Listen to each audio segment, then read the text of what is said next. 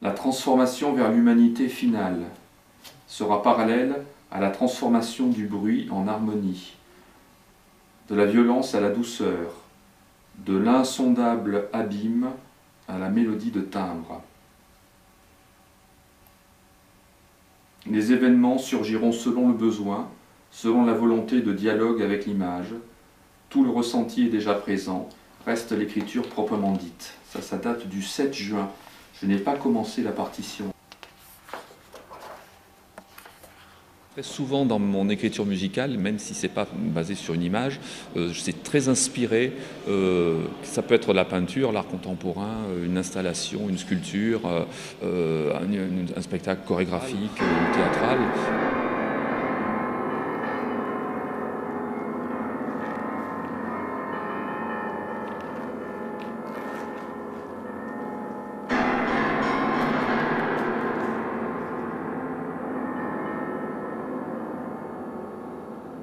Avoir l'idée ne suffit pas pour moi, ça ne suffit pas, c'est entre autres avoir l'idée, développer sur des carnets de travail, renforcer l'idée, la creuser, l'approfondir jusqu'à ce qu'elle soit vraiment corporelle.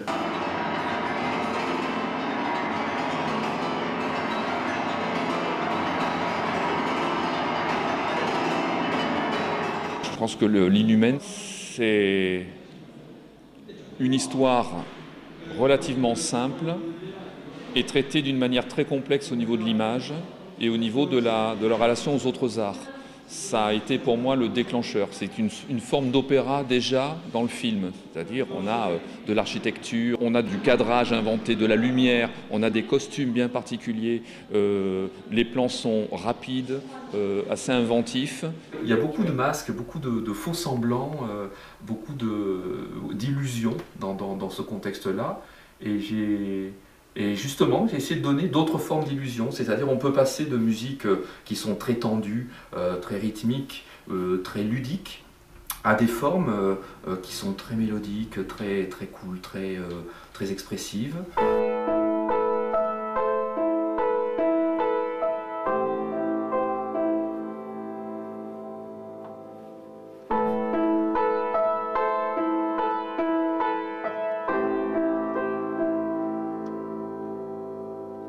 De la mer.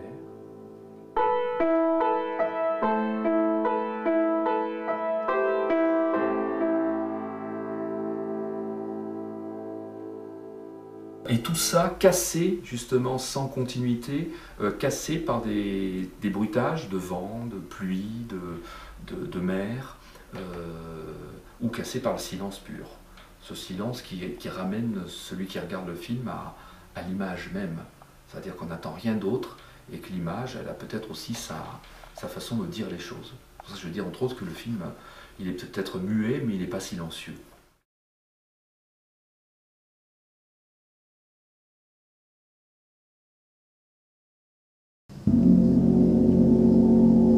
Des sonorités qui peuvent être très opposées d'ailleurs. Je parlais de sonorités violentes par exemple, on peut avoir des déclenchements de coups de gong résonnants très puissants, des accords de vibraphone qui peuvent résonner, bien entendu des attitudes aussi assez violentes sur le piano.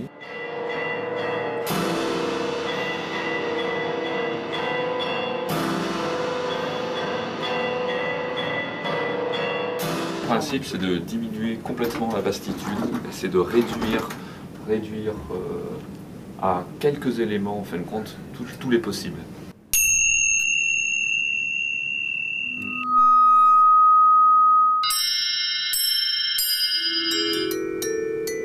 Deux, trois éléments comme ça qui sont suffisamment paradoxaux pour arriver à une certaine dose de violence, autant qu'une certaine dose de douceur.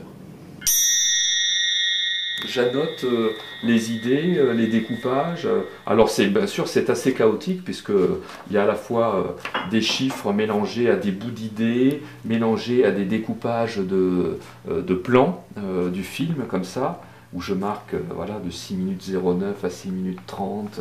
Dans ce passage-là, il y a le labo, donc Einar rejoint l'hôtel pour la deuxième fois. Et là, je me dis, il faut faire une construction rythmique comme un work in progress, où chaque instrument rentre quand il le désire par rapport à une forme rythmique. Et chaque instrument passe quand il le veut à la deuxième, puis à la troisième phrase, puis à la quatrième phrase.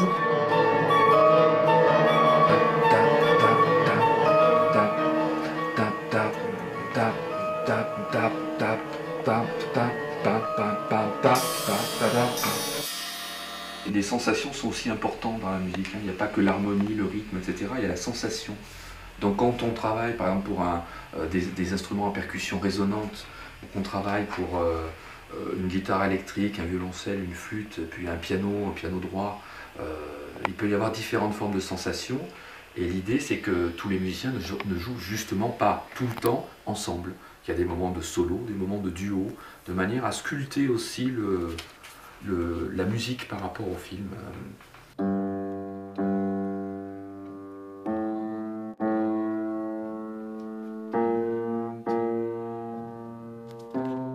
Quand Claire chante, je ne vais pas ne rien mettre, ou je ne vais pas mettre quelque chose qui n'a rien à voir avec une notion de mélodie.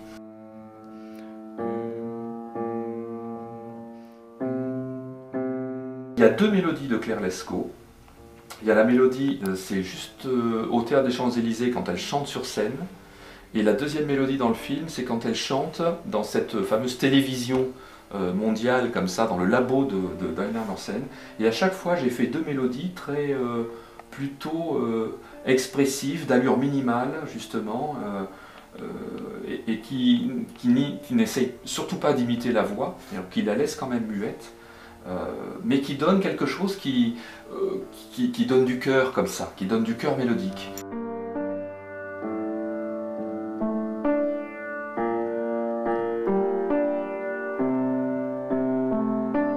Quand la résurrection est faite, on a les derniers plans du film avec cette espèce de grégorien où tous les instruments suivent la même courbe, la même mélodie comme ça, quelque chose de très modal, de très simple, et qui se termine dans la résonance pour arriver au mot fin. Il y a la résonance du vibraphone qui continue, lui, qui déborde. Tous les instruments se sont arrêtés, le vibraphone continue un peu, puis résonne. Et on arrive, comme les images du film, des fois certaines images deviennent floues et s'effacent.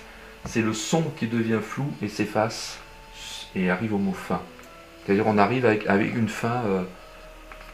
c'est un résidu de vibraphone comme ça qui termine le film.